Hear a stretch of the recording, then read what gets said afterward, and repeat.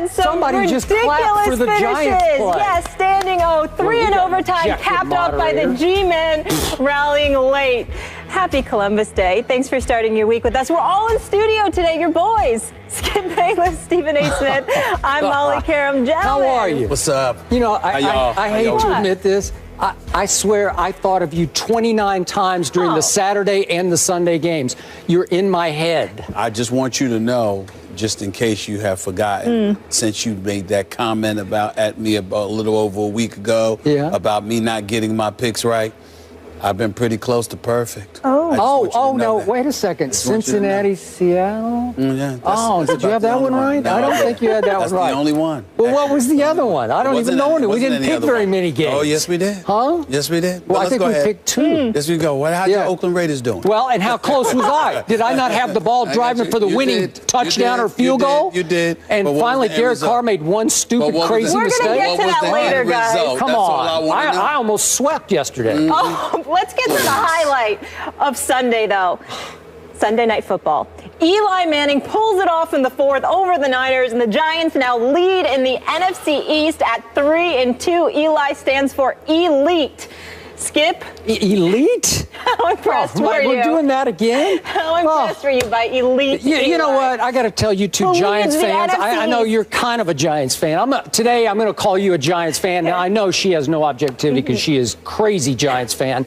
I was greatly impressed with how lucky Eli Manning was last night. That's how impressed I was. Lucky. You know what? I honestly, from my heart, I still have not recovered from what happened late last night in this football game. I could not fall asleep thinking about how close my reeling Dallas Cowboys came to still being tied for the NFC East lead. But they're not. Because it was just an inch away from everybody in the division being 2-3, including your Giants, who were an inch away from getting upset at home by Colin Kaepernick and the San Francisco 49ers.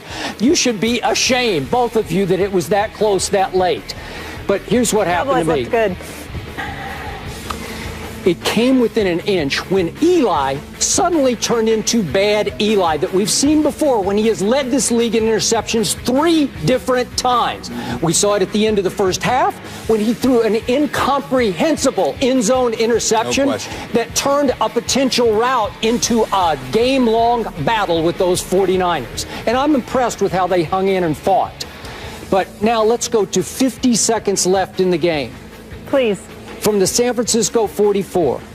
Eli drops back to pass. He's under some duress. He closes his eyes, and he heaves down the middle of the field a David Tyree memorial pass and a prayer. It was vintage bad Eli. Bombs away. It's up in the air, and wait a minute. Tremaine Brock intercepts it, and I jump out of my chair. It's over. I won it. Yes, my Cowboys are still tied for the division lead. He's got it in his hands.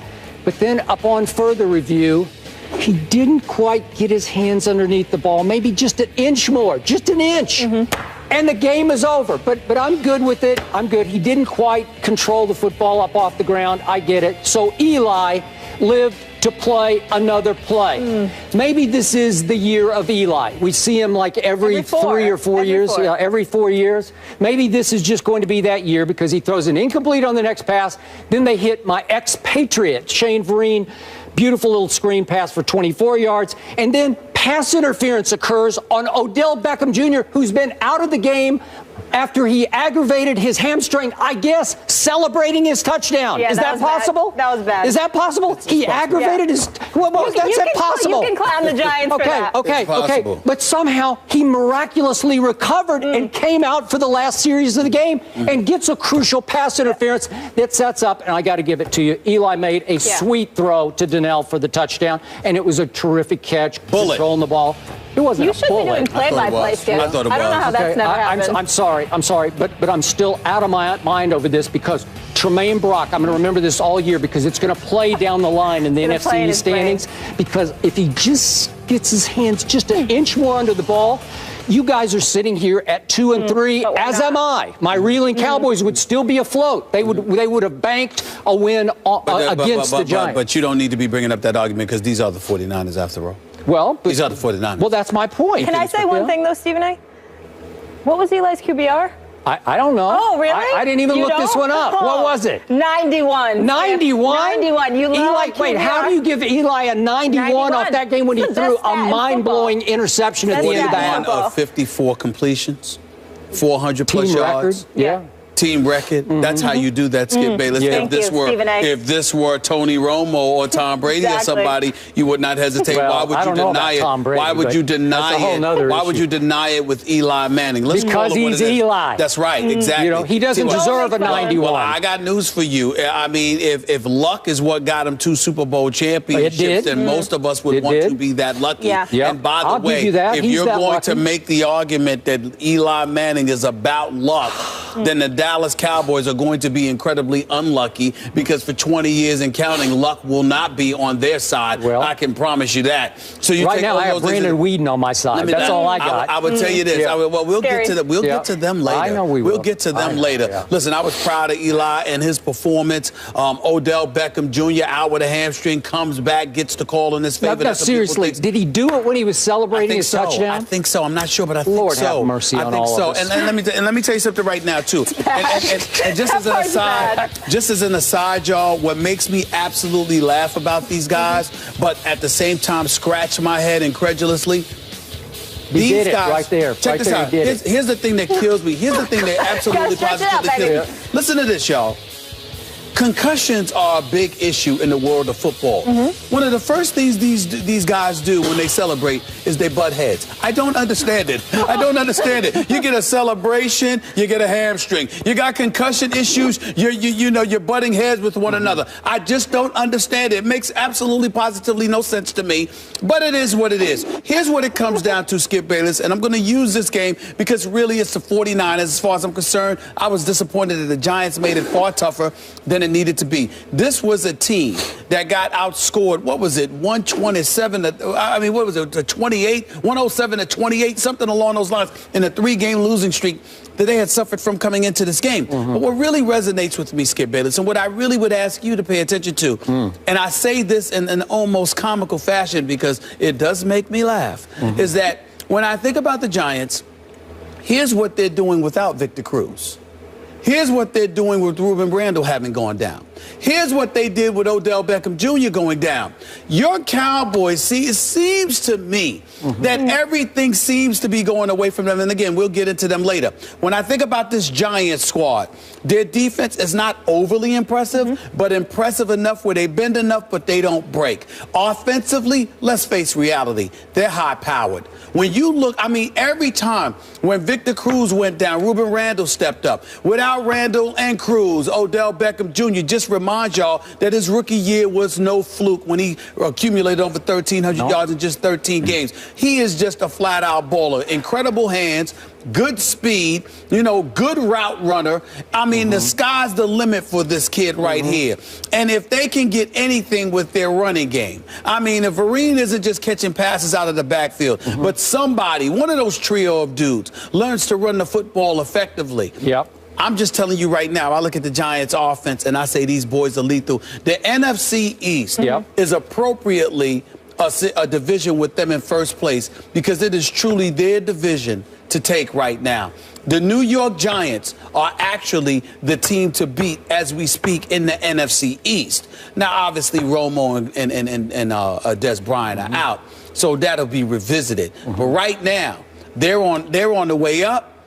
Your Dallas Cowboys are plummeting. Yes. And the Redskins and the Philadelphia Eagles are just somewhere in between. The Giants right now are high-powered, and they're a team to be reckoned with, Skip. Okay, they were not a team to be reckoned with on defense when Colin Kaepernick chewed them up and spat them out in the second half. I agree with that. You should be a little shaky about that. I'm both of shaky you, with that whole right? fourth quarter. They Well, I'm got always way too shaky many when their yards. defense, their signature is defense in terms of their championship teams. Their championship teams won because they had the ability to get at the quarterback. I don't see this team They being don't. that kind of team. Nope, they I don't. see them beating themselves. Sometimes they do, but right now they're winning by default in a division because they still have one thing going for them. They still have their quarterback.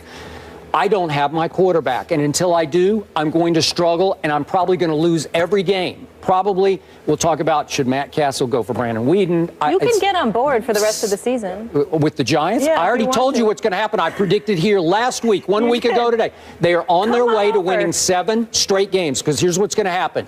Next Monday night, a week from tonight, they're going to win at Eagles. They're going to beat my Cowboys in New York. The next week, they're going to win at the Saints. They're going to win at the Bucks. Then the Pats will visit, and that will end their 7-game winning streak. But at that point, they're going to have a commanding lead in the NFC East, and then it's just going to matter, can Romo and Dez get and stay healthy, and could my team get hot? Because if my team gets hot and healthy, you guys better look out below. You know what boggles my mind about the New York Giants in all seriousness as we sit here talking about them right now? They're ranked 14th defensively, but they're 32nd against the pass. They're dead last against the pass. They're number 2 against the rush. You can't run. They can shut down the run. Passing-wise, they give up a lot of yardage. I do not understand that. With Dominique Rodgers-Cromartie, with Merriweather, with Amukamara, I don't understand for the life of me why this team is dead last against the pass. They don't get enough pressure. I know they don't get enough pressure. That's a big, big deal. But your secondary should have, even with a minimal pass rush, you shouldn't be ranked 32nd in the NFL with those guys in your secondary. Shouldn't happen. Yeah. Moving on to another team. Congratulations. Thank you, Skip. You okay? You okay? Was that tough for you? I'm not okay, but go ahead. We know. Change the subject. Let's talk about another Super Bowl pick here. But we are getting back to the Cowboys today, are we not? Of course. I didn't want to make sure that. Oh, I thought you were done talking about the Cowboys. I want to make sure I thought you were the one who tells me you're sick of talking about the Cowboys. I have no desire. We need time for the Cowboys. I have no desire to talk about anything that makes you happy, but it is my pleasure to talk about things that make you miserable. Well, this will make me I will happy. tell you that. Stephen A., you did pick the Seattle Seahawks to win the Super Bowl. Next question. Let's go there. And Somebody just clapped for the Giants play. Yes, standing 0-3 in overtime, capped off by the G-men rallying late. Happy Columbus Day. Thanks for starting your week with us. We're all in studio today, your boys. Skip Bayless, Stephen A. Smith. I'm Molly Karam. How are you? What's up? You know, I hate to admit this. I swear I thought of you 29 times during the Saturday and the Sunday games.